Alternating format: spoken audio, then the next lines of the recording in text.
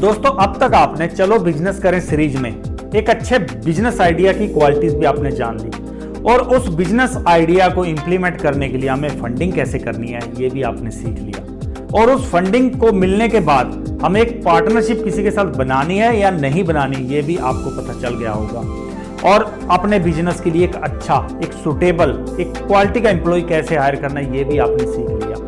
और उस बिजनेस के लिए सबसे ज्यादा जरूरी चीज कि प्लानिंग कैसे करनी है वो भी आपने पिछले वीडियो में जान लिया। तो इन सब चीजों को मिला के आपने बिजनेस तो शुरू कर लिया है, लेकिन उस बिजनेस को स्मूथली रन करने के लिए भी हमें बहुत ध्यान देने की जरूरत है। इसमें पहली बात आती है कि जो हम बिजनेस कर रहे हैं उसके जो एक्सपेंडिचर है, जो इनकम है, इनका रिकॉर्ड होना भी जरूरी है। जो भी बिजनेस के अंदर एक्टिविटीज है उनका रिकॉर्ड भी हमारे पास होना चाहिए। दोस्तों किसी भी चीज की सेविंग करने के लिए एक बेस्ट तरीका है कि पहले तो ये देखो वो चीज आ कहां से रही है, उसकी आमदनी कहां से हो रही है और दूसरा वो खर्च कहां हो रही है। ये चीज पता होगी तभी तो हम कंट्रोल कर पाएंगे, तभी तो हमें पता चलेगा आ कहां रही है और जहां ज्यादा जा रही है वहां से उन्हें कैसे रोकना है, तभी तो पता चलेगा। बिजनेस के अंदर भी ऐसा ही है, कोई चीज बिजनेस के अंदर आ कहां से रही है, वो खर्च कहां हो रही है, सारी चीजों का रिकॉर्ड रखना बहुत जरूरी है। क्योंकि अगर रिकॉर्ड रहेगा तो हमारे कंट्रोल में रहेंगे और अगर हमारे पास उन चीजों का रिकॉर्ड नहीं रहेगा तो हमारा बिल्कुल भी कंट्रोल नहीं होगा, वेस्ट होती जाएंगी।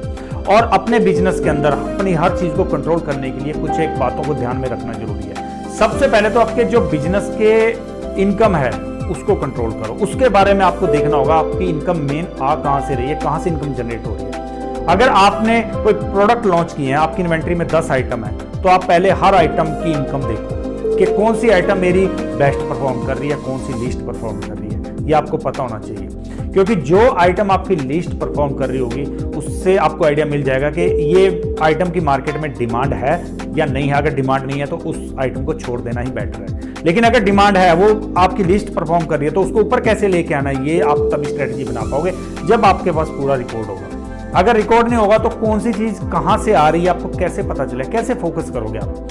तो आपके पास रिकॉर्ड तो होना चाहिए। अगर आपने कुछ सिंगल आइटम भी लॉन्च की है, सिंगल आइटम को लेके अगर आप बिजनेस कर रहे हो तो उसमें ये देखो कि ये आइटम किस एरिया के अंदर बेस्ट परफॉर्म कर रही है और किस एरिया के अंदर लीस्ट परफॉर्म कर रही है। फिर वो सेम आपको स्ट्रेटजी बनानी है कि वहां पे इसकी जरूरत है कि नहीं, अगर है तो मैंने कैसे इसको बूस्ट करना, तभी तो स्ट्रेटजी बनेगी ना जब आपके पास उसका रिकॉर्ड होगा। और दूसरा आता है कि जो भी आपके बिजनेस में एक्सपेंसेस हो रहे हैं उसको कंट्रोल करना बहुत जरूरी है। मैं शुरू से एक बात बोलता आ रहा हूं कि बिजनेस के स्टार्टिंग में एक्सपेंसेस हाई होते हैं और इनकम लो होती है, और उसी वक्त हमें इन चीजों को मेंटेन करना बहुत जरूरी है। जब हम अपने पूरे एक्सपेंडिचर को नजर में रखेंगे, पूरा कंट्रोल रखेंगे, तो हमारी वेस्टेज रुकेगी। वेस्टेज रुकेगी तो प्रॉपर यूज होगा। तो जो भी आपके एक्सपेंसेस हो रहे हैं डे टू डे आप उसका एक रिकॉर्ड रखो, और डेली आपको ये उसका रिकॉर्ड तो रखना है, लेकिन उसका जो एनालाइज करना है वो आप मंथली एक बार करो।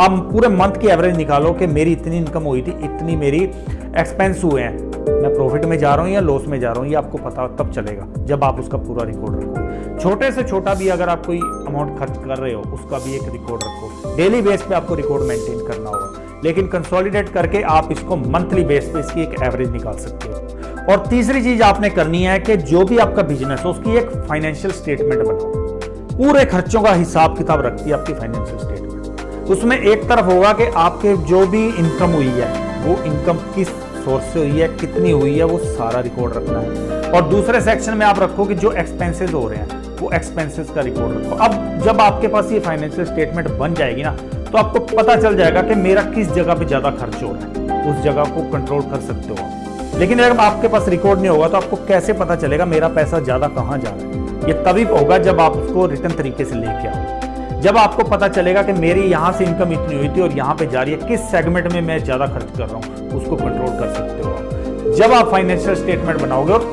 फाइनेंशियल स्टेटमेंट को क्या करो, आप मंथली या क्वार्टरली रिव्यू करो कि पिछले क्वार्टर में मेरी फाइनेंशियल स्टेटमेंट, मेरी जो फाइनेंशियल सिचुएशन थी उसको ये दिखा रही है, लेकिन इस क्वार्टर में मेरी यहां पे पहुंच चुकी है। अब आपको पता चल जाएगा इस क्वार्टर में आपने अपने बिजनेस को ग्रो किया है, आपका बिजनेस डाउन गया है। अगर फाइनेंशियल स्टेटमेंट में आपकी पिछली बार से अब की बार सेविंग ज्यादा है, इसका मतलब आपने बहुत अच्छे तरीके से मैनेज किया है। लेकिन अगर आपकी सेविंग कम हुई, आपके खर्चे ज्यादा हुए, तो वहां पे अलर्ट आपके लिए आ चुका है, आपके लिए एक डेंजर जोन क्रिएट हो चुका है। आपको समझना होगा वहां पे इस चीज को कि मुझे अभी कंट्रोल करने की जरूरत है। बिजनेस के अंदर जो स्टाफ सैलरी है, जो खुद की सैलरी है, इसका रिकॉर्ड रखना भी बहुत जरूरी है। आप अगर स्टाफ को 100 रुपया भी दे रहे हो तो 100 रुपये का भी आपके पास हिसाब किताब होना चाहिए, क्योंकि जो एम्प्लॉइज है वो तो आपसे बार बार मांगेगा, उसको तो बीच बीच में आपसे पैसे चाहिए। तो अगर आपके पास रिकॉर्ड नहीं होगा तो आपको कैसे पता चलेगा कि मैंने उसको कितना दे दिया है, कितना उसका बाकी है। अदरवाइज वो कुआं होगा, आप भरते रहोगे पूरी जिंदगी, कभी भरेगा। इससे अच्छा है कि आप जो भी छोटी छोटी एक्टिविटी कर रहे हो, अगर कोई एम्प्लॉई आपका हाफ टाइम मार रहा है, कोई एम्प्लॉई कुछ भी आपका ऐसी एक्टिविटी कर रहा है जिससे आपको कुछ लॉस हो रहा है या कुछ प्रॉफिट हो रहा है, तो उस सब का एक रिकॉर्ड रखो।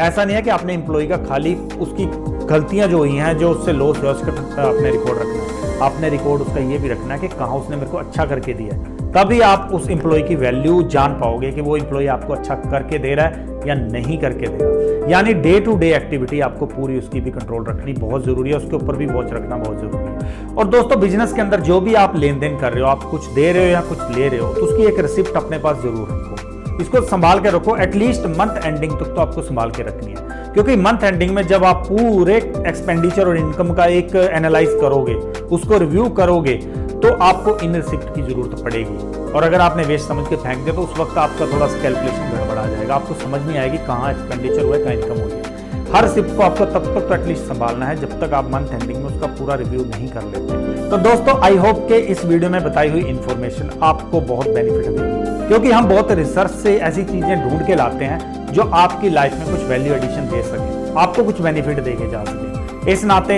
इस चैनल को सब्सक्राइब करो, वीडियो को लाइक करो, शेयर करो, और चैनल के साथ जुड़े रहने के लिए, लेटेस्ट नोटिफिकेशन पाने के लिए नोटिफिकेशन बेल जरूर ऑन कर लेना।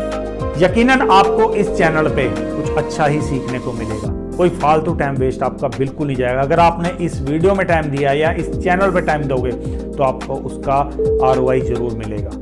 इसलिए इस चैनल के साथ जुड़ो और लेटेस्ट इंफॉर्मेशन के लिए चैनल को सब्सक्राइब करके इसके नोटिफिकेशन बेल को ऑन करके लेटेस्ट नोटिफिकेशन पाते रहो। मिलते हैं अगले वीडियो में। Till then, good bye.